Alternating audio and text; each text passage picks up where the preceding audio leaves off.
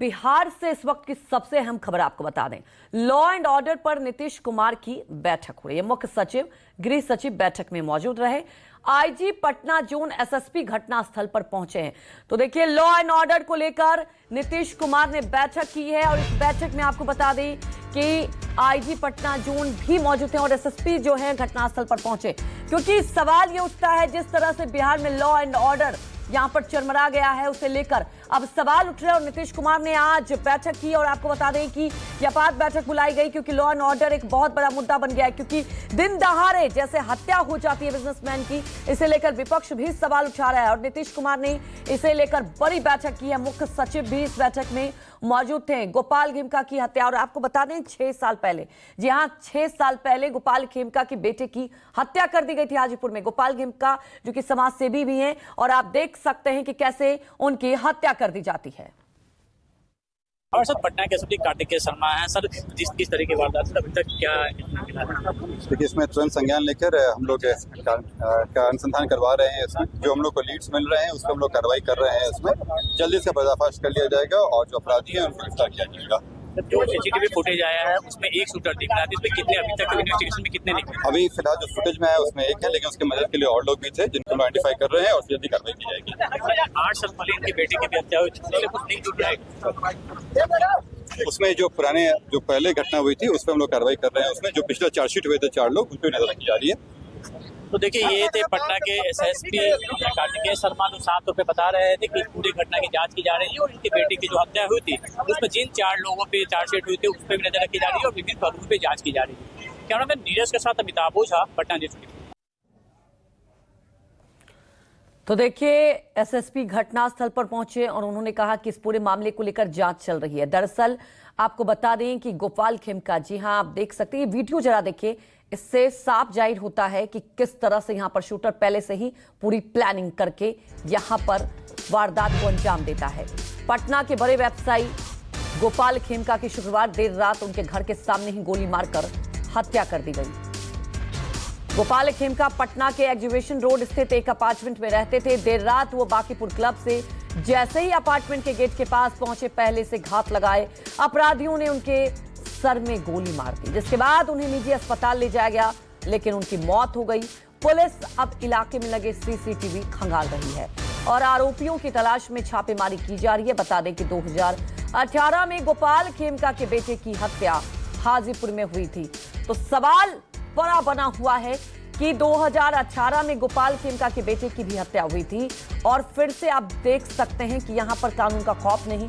ये CCTV footage हालांकि police खंगाल रही है। गोपाल खेमका की देखिए ये कार नजर आ रही है, अब कैसे जब वो अपने अपार्टमेंट की तरफ आते हैं और पहले से शूटर आप देख सकते हैं कि पहले से घात लगाए बैठे थे। तो सवाल उठता है कि ये पूरी प्लानिंग था, क्या उन्हें पता था इस वक्त ही गोपाल खेमका आने वाले हैं? बस उतना ही देखे कि वो आवाज की गाड़ी को, हम जा ही रहे थे कि आवाज हुआ गोली का। कितनी गोली की आवाज सुनाई? एक सिर्फ, हाँ, एक ही। पीछे कौन थे? हम यही थे। अच्छा, तो आप क्या आवाज सुने? आवाज हाल के बाद फट दूर आवाज सुने। पीछे कौन थे? अच्छा, वो अकेले थे? उनके पीछे यही का 7 तल्ले का छोटे बाबू थे। क्या नाम? अंकित बाबू। वो भी पीछे थे? हाँ, वो 2 मिनट बाद पहुंचे। जी, जैसे ही पुलिस को सूचना मिली, पुलिस तुरंत इनके जो है, इन्होंने हॉस्पिटल में सूचना दी थी, वहाँ पे हॉस्पिटल पे पुलिस पहुँच गई थी। वहाँ से जो स्पॉट के बारे में बताया गया, तो स्पॉट पे भी पुलिस तुरंत पहुँच गई है। पेट्रोलिंग टीम आसपास ही है, यहीं पे उनके स्पॉट्स भी हैं। उनको जैसे सूचना लगी तो वो पहुँचे। इन्फॉर्मेशन जैसे ही मिली तो पुलिस ने रिस्पॉन्ड किया है। कितने की संख्या में अपराधी थे? गोली 1 लगने की सूचना है, अपराधी 1 अभी तक प्रतीत हो रहा है। तमाम जानकारी के साथ हमारे संवाददाता अमिताभ ओझा हमारे साथ लाइव जुड़ चुके हैं। अमिताभ, आप मौजूद थे घटनास्थल पर, एसएसपी भी पहुंचे थे, क्या कुछ कहा जा रहा है, क्या अपडेट इस पूरे मामले को लेकर, क्या कुछ जांच में खुलासा हो पाया, किसकी साजिश थी ये पूरी? देखिए बिल्कुल, सबसे पहले उस शख्स से मिलाते हैं जो में गोपाल खेमका के साथ बांकीपुर क्लब से लौटते थे, दोनों साथ में ही, और उसके बाद इससे थोड़ी दूर पहले उनका जो घर था वहां पे उतर के फिर वो ऑटो से जाते थे। कल भी उनके साथ थे, दोनों साथ ही उतरते थे। हमारे साथ सलीम साहब है। कल कितने बजे आप लोग निकले थे? करीब 11:30 बहादुर क्लब से। मैं तो उतर जाता था बागरगंज मोड़ के पास और वहाँ से ऑटो या रिक्शा करके मैं आप कहाँ बैठे थे कार में? इस तरफ बाएं तरफ। बाएं तरफ बैठे हाँ थे। जी। तो डेली आप लोग इस तरफ से आते थे? 5-10 मिनट आगे पीछे। अच्छा, तो कल भी आप साथ थे, आपको कब पता चला घटना का? यहाँ पे रात में 12 बजे किसी मित्र का फोन आया। आप तो शॉक हो गए होंगे कि अभी से बगल में गाड़ी। अगर मैं रहता और रास्ते में कुछ होता तो मैं भी मारा जाता। देखिए, बिल्कुल ये वो शख्स थे जो इनसे जो कल भी डेली रात में वो आते थे और कल भी साथ में थे। देखिए, अब तक कुछ देर पहले यहाँ पे पटना भी आए थे, एसएसपी भी आए थे, उनसे हमारी बात हुई। उन्होंने कहा कि इस पूरे मामले को लेकर जांच चल रही है और जो सुबह से मतलब हम लगातार वो बता रहे हैं कि किस तरीके मामले में 4 आरोपी बनाए थे। बाद में एक आरोपी जब जमानत से बाहर आया था तो उसकी भी हत्या हो गई थी। तो फिलहाल एसएसपी ने भी ये कंफर्म किया है कि उस कांड से भी जोड़कर देखा जा रहा है कि जिन 3 आरोपियों के खिलाफ जो चार्जशीट हुई थी वो अभी कहाँ है, कहीं उससे जुड़ा हुआ कोई मामला तो नहीं है। देखिए, कहाँ है, कहीं उससे जुड़ा हुआ कोई मामला तो नहीं है। देखिए, गोपाल खेमका की कई प्रॉपर्टी थी, रियल एस्टेट में कारोबार था, इसके अलावा कई हॉस्पिटल थे इनके। तो उन तमाम चीजों को ध्यान में रखे किया जा रहा है। फिलहाल पुलिस के हाथ सबसे बड़ा सबूत जो लगा है वो सीसीटीवी फुटेज है, जो यही घटना स्थल का जो मिला है। उस सीसीटीवी फुटेज के आधार पे जो शूटर है उनकी पहचान की कोशिश की जा रही है और 3-4 शूटर जो आइडेंटिफाई किया गया। लेकिन एक बात बिल्कुल आप ये स्पष्ट जो पुलिस सूत्र जो कर रहे हैं वो आपको एक्सक्लूसिव जानकारी देते हैं कि जो शूटर है वो हाजीपुर का रहने वाला है, क्योंकि यहाँ से घटना को अंजाम देने के बाद वो अटल पथ होते हुए केपी सेतु पार करके सोनपुर की तरफ गया था। और पिछली बार भी जब घटना घटी थी उसमें भी उसी इलाके के शूटर का नाम आया था। तो पुलिस का जो ब्रेक थ्रू है, जो मोबाइल डाटा है, ये भी सामने आया है कि शूटर ने घटना करने के पहले यहाँ लगातार वो फोन से कॉन्टैक्ट में था और जब जैसे ही गोपाल खेमका की गाड़ी आती है मोबाइल स्विच ऑफ करता है, उसके बाद यहाँ आके वारदात को अंजाम देता है। तो जो मोबाइल डाटा डंप किया गया था उसमें करीब 15 नंबर आए की जा रही है और इस आधार पर शूटर की तलाश की जा रही है।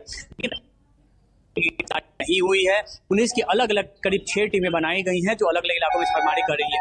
इस बीच बड़ी खबर यह है कि मुख्यमंत्री नीतीश कुमार ने भी बैठक बुलाई थी, डीजीपी से रिपोर्ट तलब की थी और उसके बाद ये जो खबरें आ रही थी कि पुलिस लेट से पहुंची थी, तुरंत में रिस्पांस नहीं ली थी, उन्होंने पटना के आईजी और एसएसपी को साफ तौर पर निर्देश दिया है कि जो भी इसमें दोषी पुलिसकर्मी हैं जिन्होंने तुरंत में अपना ऑपरेशन शुरू नहीं किया था, तुरंत में रिस्पॉन्ड नहीं लिया था, उनके खिलाफ कार्रवाई करे। तो आईजी मौके पे पहुंचे थे, उन्होंने तमाम घटनास्थल का जायजा लिया था। उन पदाधिकारियों को से भी उन्होंने मुलाकात की जो कल रात में पटना के गांधी मैदान थाना, जो सिर्फ बस यहाँ से 200 मीटर की दूरी पर है, वहाँ पे वो रात्रि ड्यूटी में तैनात थे। उन तमाम लोगों से यहाँ पर बात किया गया और इस मामले में बड़ी कार्रवाई थोड़ी देर के बाद जैसे आईजी ने कहा है किया है। इस भी देखिए पॉलिटिकल भी जो विरोध है, प्रदर्शन है, वो भी शुरू हो चुका था। पूर्णिया सांसद पप्पू यादव यहाँ पहुंचे थे। अब राजनीति होगी, आप हमारे साथ बने रहिए। इसी बीच एक और बड़ी खबर बता दें, पुलिस अधिकारियों के साथ बैठक की है नीतीश कुमार ने। सुरक्षा व्यवस्था सरकार की प्राथमिकता है, अपराध करने वाले कोई भी उन्हें किसी कीमत पर बख्शा नहीं जाएगा। घटित आपराधिक घटनाओं और दोषियों पर सख्त कार्रवाई के निर्देश दिए हैं। एक्स पर पोस्ट किया है नीतीश कुमार ने। कानून व्यवस्था बनाए रखने के लिए पुलिस और प्रशासन पूरी तरह से मुस्तैद है। तो इस घटना के बाद से ही आपको बता दें कि नीतीश कुमार ने महत्वपूर्ण बैठक की है और एक्स पर भी पोस्ट किया है कि पुलिस अधिकारियों के साथ बैठक की गई है और जो भी इसके पीछे होगा उसको हर कीमत पर पुलिस कब्जे में लेगी और ऐसी घटनाएं को बर्दाश्त नहीं किया जाएगा।